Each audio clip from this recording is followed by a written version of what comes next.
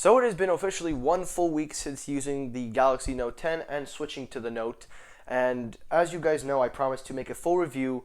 I was going to do it within the first few days, but I decided to let it drag on and fully use Android for a full week. So today's video is basically just my experience and overall review of not only the Galaxy Note 10, but my experience on Android as an iOS user. Get lost, get faded, get high off the love we're making. Go home with just late night. I do anything to feel alright. Buddy Michael here, welcome back to Technoid. And guys, as promised, I'm going to take a look at the Galaxy Note 10 Plus. So last week I did a full unboxing and basically impression video. I didn't get too much into detail with the phone because I wanted to save that for a review, which is what I'm doing now. So this review is basically very significant because I've been an iOS user since 2007. I've been using iOS for a long time, and I never really thought of switching to Android. But now this is my first time actually using it. I'm going to break down some things that I like about it, some things I don't like about it, and obviously what do I miss or blah blah blah. So let's start it out. So the Galaxy Note 10 Plus is Samsung's flagship for the Galaxy Note lineup. Now, it is pretty much a significant increase for me anyway, because it has a lot more features than the iPhones have ever had, in my opinion. I mean, don't get me wrong, Apple is always behind, but I've never seen a company this far behind until this year. But ignoring all the stuff, I'm going to try to stop from bashing Apple for just a few seconds and focus on the review. So let's take a look at this phone. So design, I honestly, guys, there's no denying it. This is one of the best designed smartphones that I have ever used. Taking a look at the screen to body ratio, it's amazing. The curved display, the infinity display with the punch hole that's in the center, which I actually prefer than the corner design. While there's nothing wrong with that design, I just feel that this makes it look a little more better. If we look at an app here that takes full advantage, I'm going to pull it up for you guys. Okay. I guess my phone. Okay, so if we look at that, just look at the screen to body ratio. Like, that is amazing. And honestly, it's amazing to watch Netflix on. It's amazing to do a lot of things on this. This is the Plus version, so this is 6.8 inches, I believe, which is incredible. And surprisingly, I have big hands, so I could swipe the whole thing, and that's impressive. So design, I really like the screen. The back of the phone is Aura Blue. I picked that versus the Aura Glow, and the blue just looks awesome. Actually, I'm going to take it out the case. I'm also getting a new case, by the way. I will talk about that when it comes. This is the Aura Blue. Just want to wipe it down. That blue is amazing. And to my camera assistant holding the camera, do you think this looks like a sick blue? Mm-hmm. And this is a Spigen case. Been rocking that. It's been pretty good, but it doesn't offer the best protection, but later on that. Now let's talk about Android. Now, as I said, I am an iOS user. I have used iOS and for the past almost 10 years, even more. It has been a great experience, but again, like I said, I've been so bored, and I gotta say, I was going into this with little expectation because I thought to myself, I'll just build my expectation, and honestly, I gotta say, this is gonna sound weird, but I honestly didn't know any difference. Now, before I go any further, I am not talking about experience. I'm just talking using the phone in general, because my everyday tasks are simple. I usually use the text feature, I make a call, I go on YouTube, and here and there I'll go into notes, and with the included S Pen, which I will get to later, I usually just use my phone for daily stuff, and I'm not too into the whole software blah blah crap. So for me, the experience feels just the same as using the iPhone. However, what I like a lot about this phone and Android is it is perfectly optimized for the Note to take advantage of all that it offers, and I also like the fact that it is very customizable.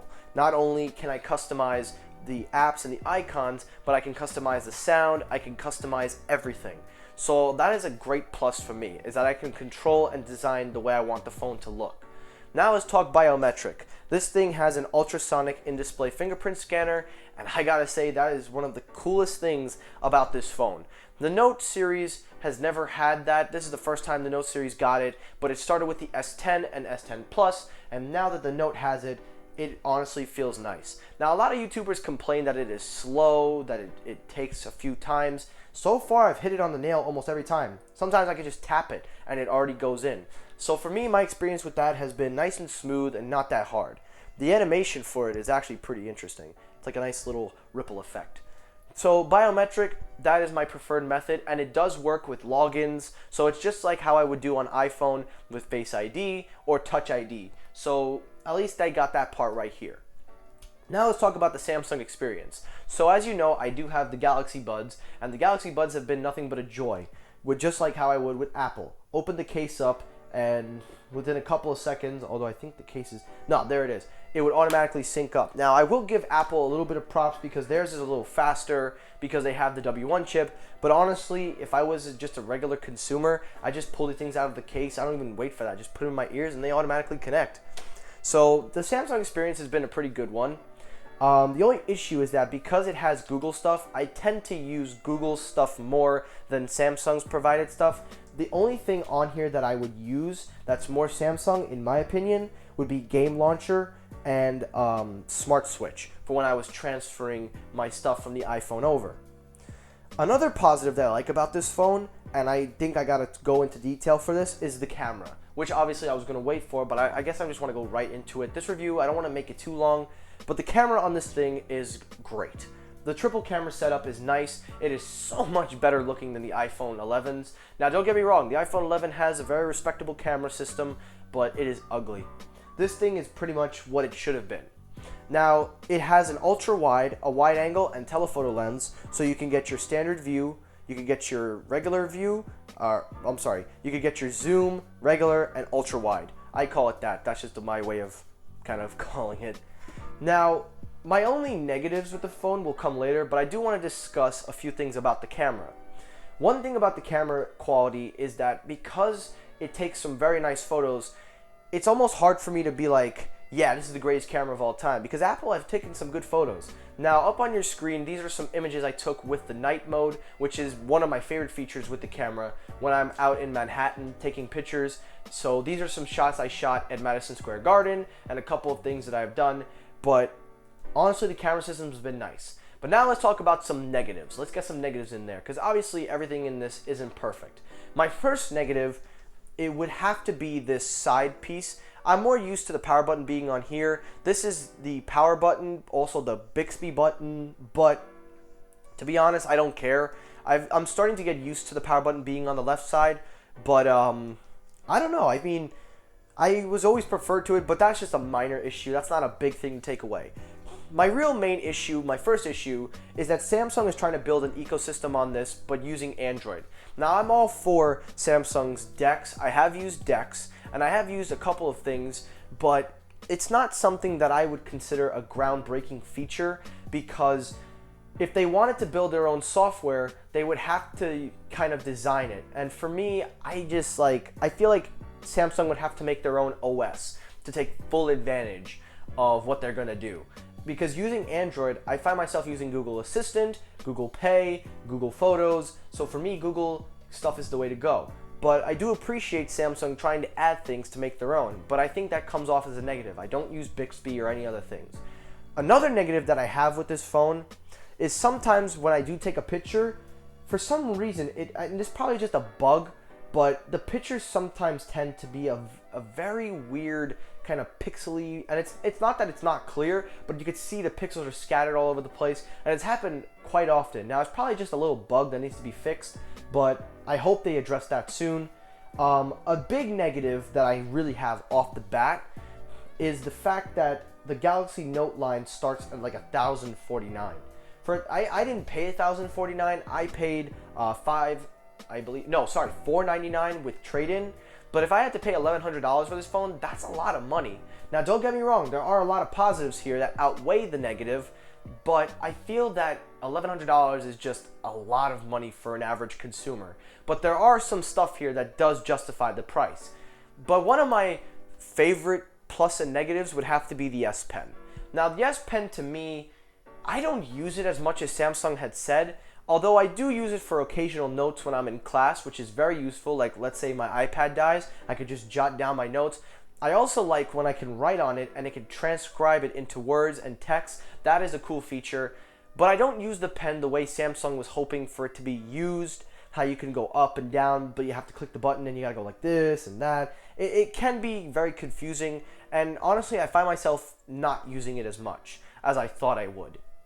And last negative, and I know this is coming, so please, Android Knights, don't hit me with this BS. And honestly, I'm just gonna put a disclaimer to Android Knights: stop being knights. Just please stop. Anyway, final negative.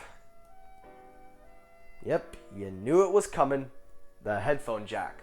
Now, I'm not going to say this is a big negative. This is a very small negative because it was only a matter of time before Samsung decided to drop the headphone jack. And if I'm being completely honest, I've gone all wireless at this point. I use the Galaxy Buds, wired over-ear headphones. So for me, I don't miss the jack as much, but it would have been nice to have had it for a convenience factor. So let's say I want to charge up my phone, and I still, believe it or not, I use the AKG earbuds, which I will be making a review on that, comparing them to the Galaxy Buds, which I find myself using them a lot more, and they sound great, but I do prefer the old times, like the good old days where you could just plug your headphones in and just charge up your phone, the good old days. But I'm not going to hit Samsung too much, although I will have to say, Samsung, you spent years of trashing everybody about the headphone jack going away. Now that you've done it, you kind of look like a jackass for doing it, and then you took down all your ingenious apps, promotions, but I'm not going to hammer Samsung because everybody's doing it, and it was only a matter of time before they started doing it. So overall, what do I think of the Galaxy Note 10 in my first week of using it? I gotta say, guys, after just 1 week, I've adapted so much faster than I thought, and I gotta say the experience has been amazing. The photo qualities when I take photos is nice. The honestly, I guess you could say the way that this phone works as a system with Android and stuff like that. I know I sound a little out of place, guys. It's hard to put into words, but I've had a great experience. I don't necessarily miss, like, iMessage and stuff, because a text is a text, a phone call is a phone call. Using your applications is just using your applications. So for me, the software doesn't feel that different to me. So I'm not going to sit here and be like Android's better or iOS is better, because I never really use both because of their operating system. I just use them for just doing my natural stuff on a phone. Whatever I have, I use. But I like the fact that I can customize on this. I can definitely do a lot of things I couldn't do on the iPhone. There are some things that I do miss from the iPhone, like I do miss the fact that everything works together with the ecosystem, but there is an ecosystem that can be used, but it's probably not as strong as I think. But I do like what this is offering, and honestly, I'm going to stick with this. To anyone that thought, oh, he's going to go back to Apple, hell nah, I like this, so I'm sticking with it. I made a great decision picking up this phone.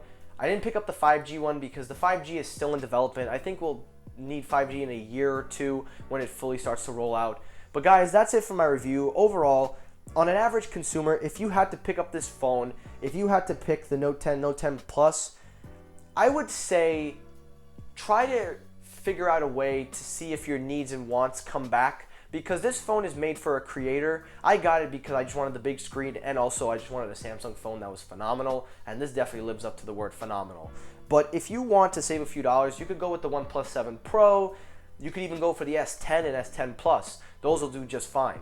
And also, some bonus things I forgot to talk about. Wireless power share, I have not used once. So for me, that's not a big, major must-have feature. But it's good to know that I have it. So in the case when I do need to use it, like for when my headphones die, or I don't know where they went, it is a good convenience. So there are a lot of things in here that I probably am not using, but as time goes, I will definitely be using. But guys, that is my review. To average consumers, should you pick up this phone?